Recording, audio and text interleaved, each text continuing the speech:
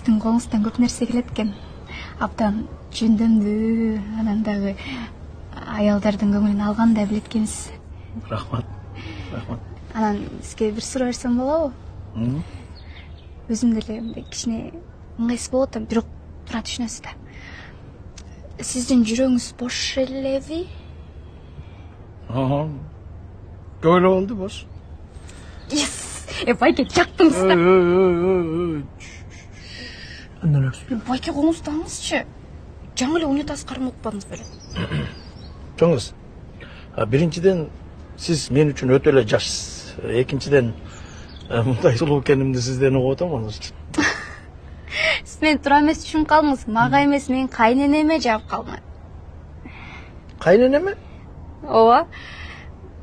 Кайненемдин жүрөгү муздап калган, тоңуп калган. Ал негизи адамдарды көп жактыра бербейт.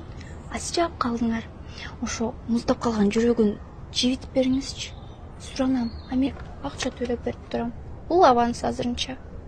Чоңуз, сен мени эмне деп ойлоп атасың жанагы? Эмепи? Эмне? Эмне жанагы мужначасты ойлоп атасың? Мен андай эмесмин. Ой, жок, сиз туура эмес түшүнүп атасыңар. Андай эмес. Адам менен жөн эле мындай баарылашып отурса болот да туурабы? Байке, мен түшүнүп коңузчу. Мен бул жака жаңы келин болуп эле келдим. Анан кайненем күн көрсөтпөй эле ары бассам бери бассам деле кийлигишип эле ушу тажат үйүндү сурадам. Жада калса күйөөмөн турцага эс алып келин десем, айкада кырып чыгып атат. Суранам, кайненемди кичине алыксытып, көңүлүн алып турсаңар, эски акча берип турмакмын. Кичине мага жардам.